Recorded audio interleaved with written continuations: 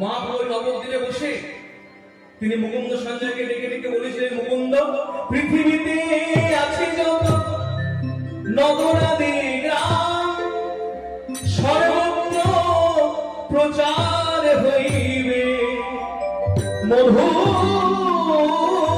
হরিনাম। পৃথিবীতে আছে যত নগরাদি গ্রাম, সর্বত্র প্রচার হইবে। আজ থেকে 540 বছর আগে এই কথা হয় নাই, কিন্তু আজকে 2024 সালে দাঁড়িয়ে আপনি দেখুন, কথাটা এইভাবে বললেও ভুল হবে না। 174টি প্লাস দেশ তারা হরিনামকে আশ্রয় করে রয়েছে।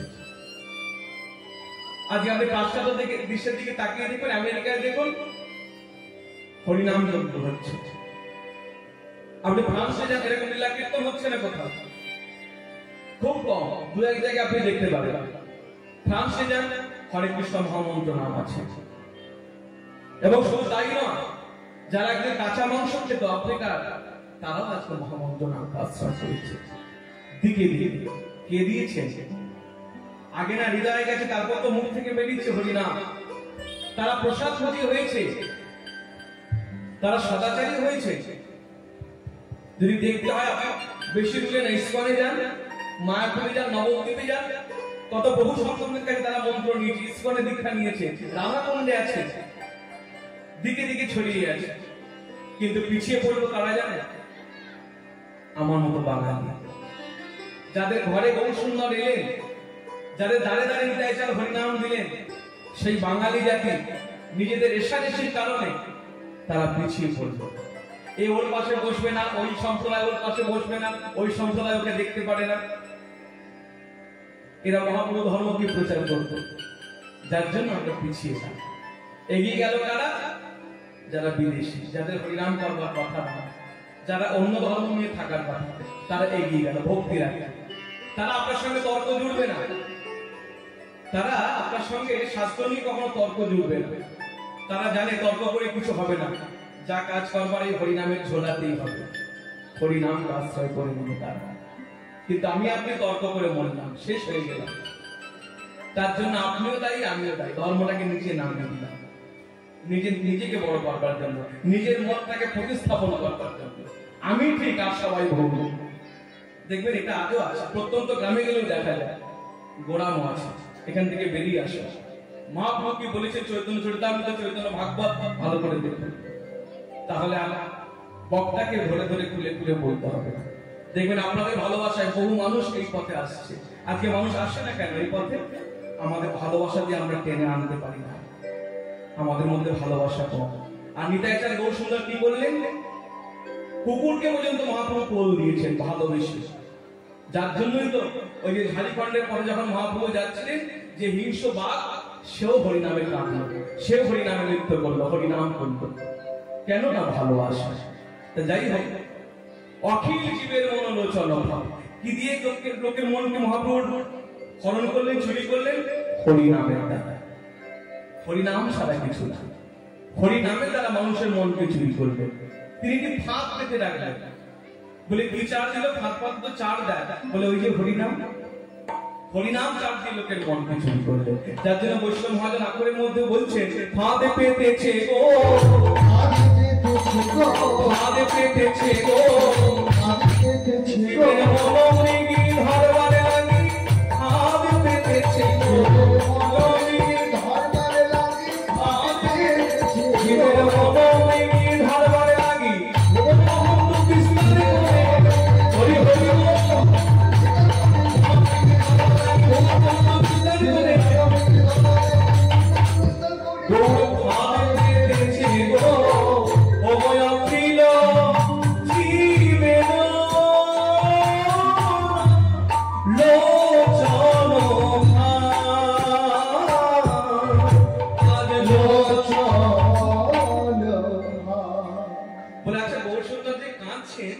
তিনি কিরকম করে কাঁদছেন? বলে মানুষ তো আমরা একরকম ভাবে কাঁদি। বললে না, আমরা একরকম ভাবে কাঁদি না, তেমনি গৌরের দিকে লক্ষ্য করো। প্রেম জলে ডুবো ডুবো, আজ প্রেম জলে, আজ লোচন তারা গোলাপ সন্তানি ভাব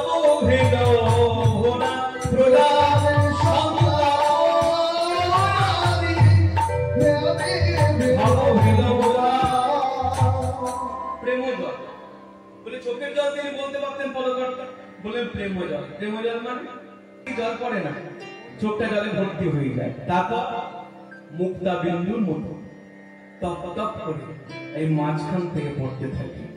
আর শ্রী চৈতন্য ভাগবতে কলিযুগের বাসীতে বৃন্দাবন দাসজি লিখলেন, মহাপ্রভুর চোখের জল পিচকিরির ন্যায় নির্গত হচ্ছে, অর্থাৎ আশপাশে দূরেও যারা আছে তারা ওই জলে সিক্ত হচ্ছে, ভিড়ে যাচ্ছে তাদের হৃদয়। এইরকম মহাপ্রভুর চোখের জল। আর শুধু চোখে জল নেই, প্রলাপ সন্তাপ অর্থাৎ দুটো নাম বলল, অষ্টসাত্ত্বিকে অপরটা ব্যাপক, অর্থাৎ পুলকিত হলো। অষ্টসাত্ত্বিকে ব্যাপিল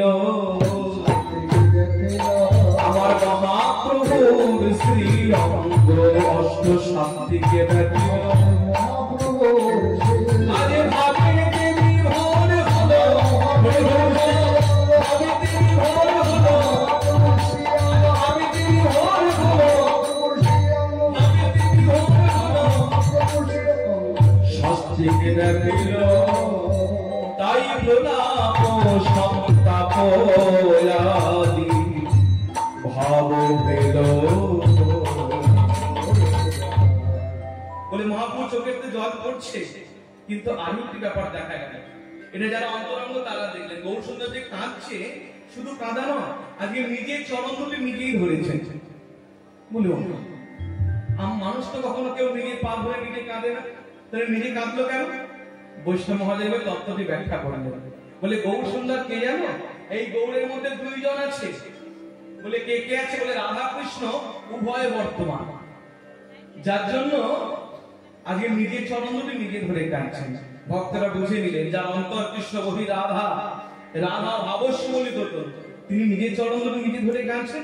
ওই যে বৃন্দাবনে যখন রাধারানী মান করেছিলেন, গোবিন্দ তখন রাধারানীর চরণ ধরে কত সাধলেন, কত কাঁদলেন। আজকে গৌর সুন্দর সেইভাবে বিভোগ, যার জন্য তিনি কৃষ্ণ হয়ে তার হাত দুটি কৃষ্ণ, চরণ দুটি শ্রীমতী রাধা ঠাকুরানী, যার জন্য নিজের চরণ দুটি ধরে নিজেই কাঁদছেন। শুধু কাঁদা নয়, কিছু বলছেন। কি বলছেন? কাঁদিয়া কহে পুনো ভিকে বড় বুদ্ধি, আজ কাঁদিয়া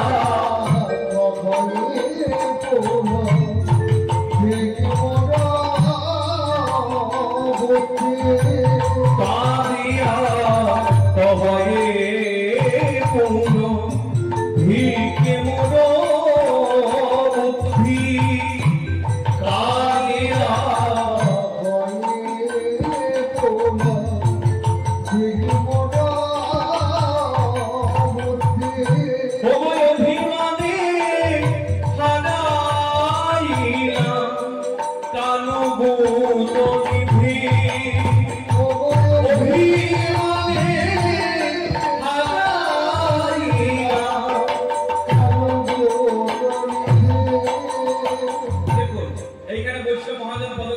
পরিষ্কার করে বলেছেন, কাঁদিয়া কহে পুনো ভিক মোড়বর্তী, অভিমান, অভিমানে হারাইল কারো গৌরে। তাহলে সেই মানের কথা চলে এলো, আমি হারাইলাম আমার প্রাপ্ত কৃষ্ণ, হারাইলাম প্রাপ্ত কৃষ্ণ, ভক্তিমতী মায়ের আমার প্রাপ্ত কৃষ্ণ হারাইলাম। এইখানে কথাটা খুব মনোযোগ দিয়ে শুনুন। প্রাপ্ত কৃষ্ণ, যে কৃষ্ণ পেয়েছি না, এই কৃষ্ণ পেতে গেলে যা লাগে সে হলো ভক্তি।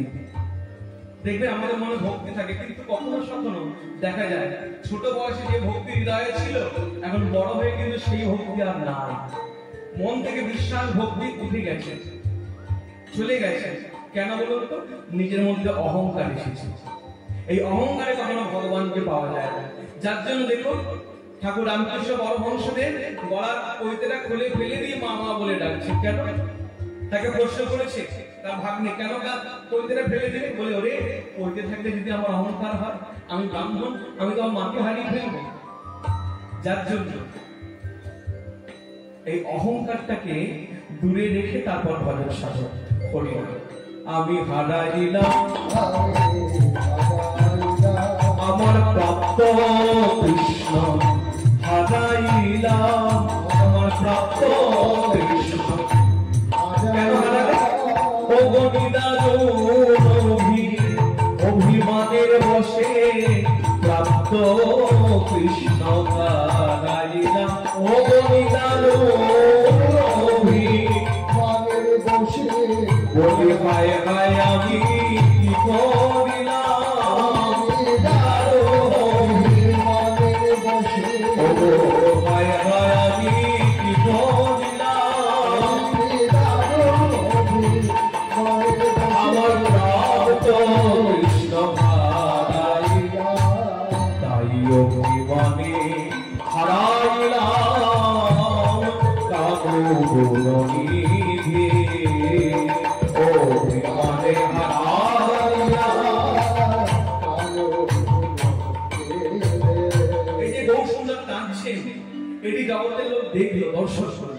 দর্শন করার পর কি হলো? চিত্তের মলিনতা ধরে গেল। যার জন্য বৈষ্ণব মহাদেব প্রথমেই বলেছিলেন আমার গৌরকে দেখো।